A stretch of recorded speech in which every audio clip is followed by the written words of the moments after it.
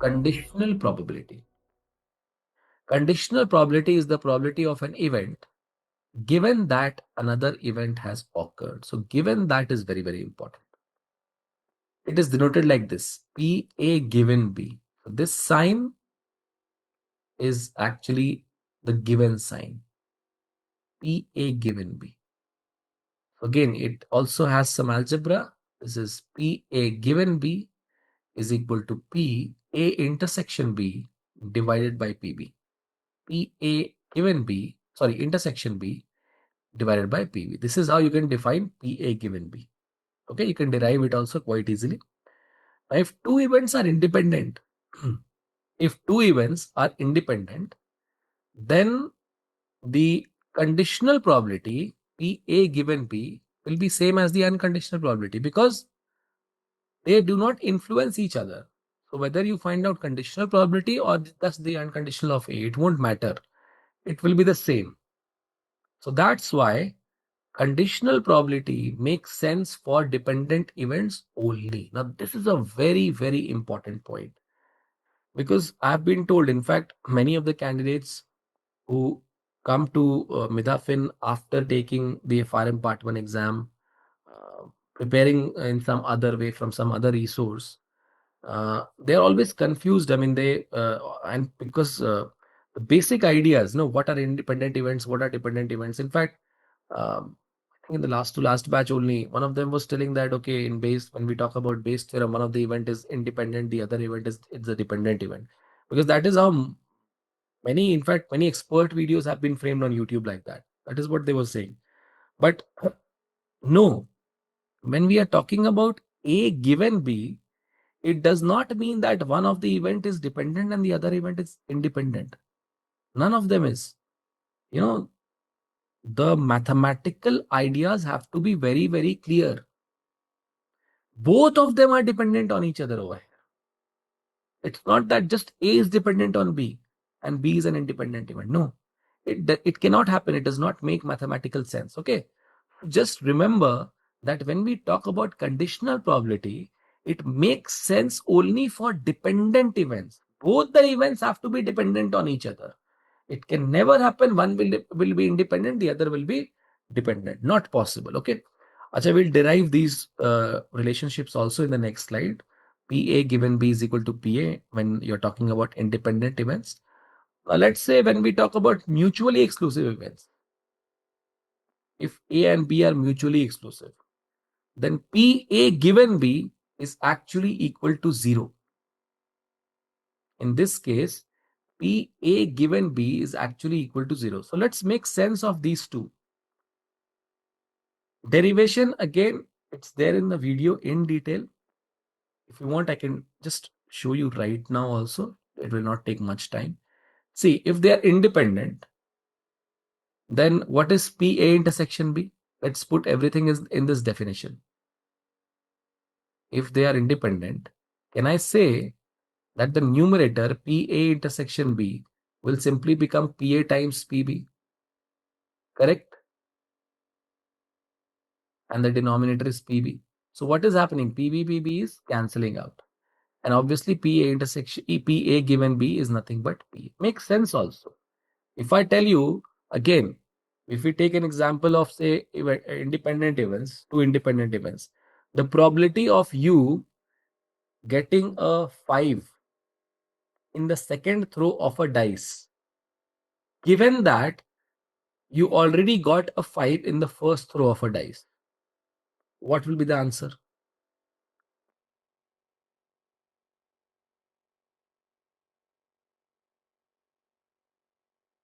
The probability of you getting a 5 in the second throw of a dice, given that you already got a 5 in the first throw of a dice, what will be the answer for this?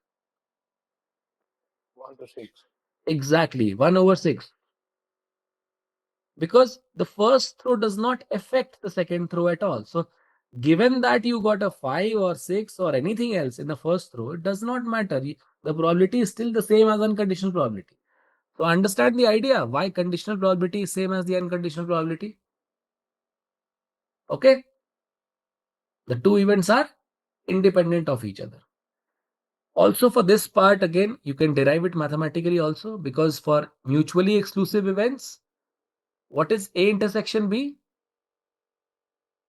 For mutually exclusive, Zero. 0, exactly. So if the numerator is 0, what will be PA given B? Obviously 0. So mathematical idea is very clear. So over here also mathematics was clear, mathematics is clear. We gave an example, in this case a literal example also. In this case, the second case also, we can give a literal example. So let's say two events are mutually exclusive. The a probability, again, passing the exam and not passing the exam. Okay. So if I say the probability of you not passing the exam, given that you have already passed the exam, what is the probability? The probability Zero. of exactly 0, because you've already passed the, and that is what we should hope for this time. Okay, that it should be given that you've already passed the exam. Okay. Now let us see how we can use some Venn diagrams to understand the idea behind conditional probability. Okay.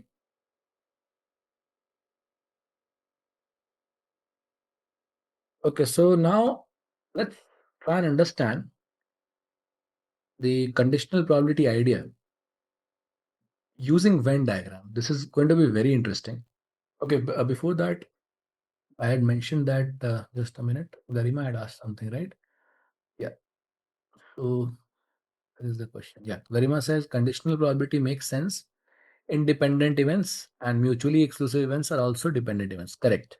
So that's why we can calculate the probability of A given B is equal to 0 in case of mutually exclusive events, right? Because in the case of mutually exclusive events, conditional probability is not equal to unconditional probability. It is equal to 0. Conditional probability equal to 0.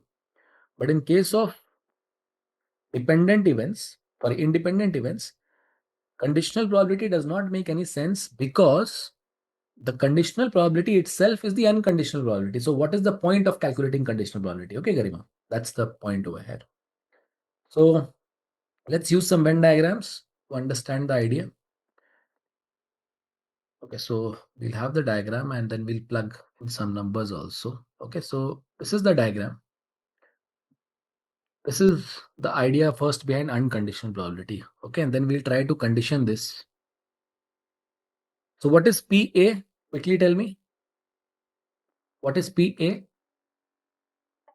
16. Correct. 16%. What is PB? 60. 60%. And what is PA intersection B? 12%. 12%. Correct. Okay. 16%, 60%, 12%. Okay. Now, if I want to calculate, or we can also write it like this, or 12%. So if I want to calculate PA given B, of course, I can use the mathematical idea and I can calculate it based on the mathematical definition. You have 12% in the numerator and 60% in the denominator. So total you get 20% as the conditional probability. Okay. So this is the mathematical calculation. Now let's visualize this. Now you see in the unconditional probability part, what is the original universe? What is the original universe of events? The sample space, correct? The original universe is your sample space sigma. But what happens in conditional probability, you have a new universe. That new universe is your conditioned space. What is the conditioned space over here? What event has already happened, given that B has already happened? So if B has already happened, it means that now we have to look everything from the point of view of B first. B has already happened.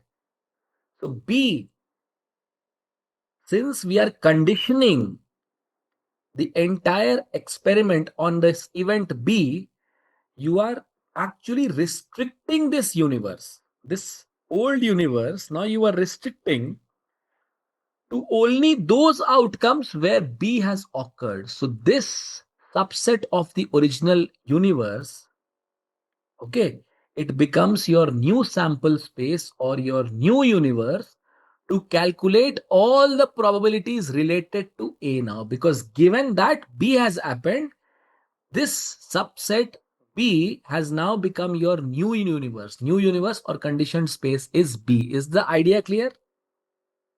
First idea is clear, then we'll continue. Is the first idea clear that now your new universe is B because B has already happened. So whatever is going to be there is going to be inside B now. B has already happened. So B is your new universe. Okay. Now B, since now it has become the effective universe in which all the future or further probabilities related to this condition that B has occurred, all those will be calculated.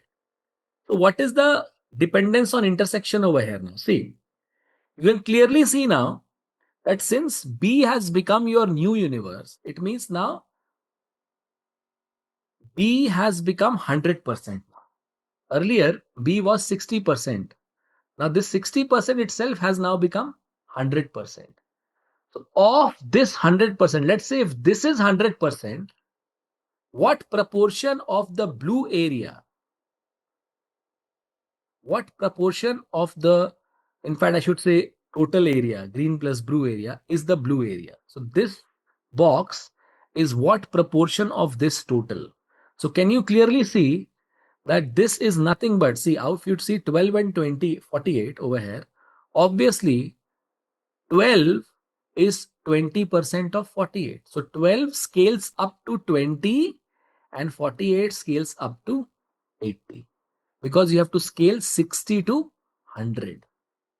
So this is the visualization. You scale 60, which is B, to 100, which is your new universe. So accordingly, 12 scales to 20 and 48 scales to 80. So obviously 12 becomes 20. Correct, Shubham. 60 becomes 100. So 12, that's what I'm saying. 60 scales to 100, 12 scales to 20, 48 scales to 80. Got it? So is the idea clear? Is the visualization clear? Yes. To everyone? Okay, this is very important. The visualization is very important. Okay, because this visualization gives you a very new and fresh perspective on how to analyze conditional probabilities. Okay. And this will not be clear if you just go through the text or even the PDFs. You have to be very, very focused in the class to make this idea clear in your mind. Okay. Now, as we have already seen that if A and B are independent, PA intersection B is equal to PA times PB. Okay. Okay, the same derivation which I was doing earlier. So for independent events, PA given B is equal to PA, and for mutually exclusive events, PA given B is equal to 0. So the mathematical definition is just a derivation is just given.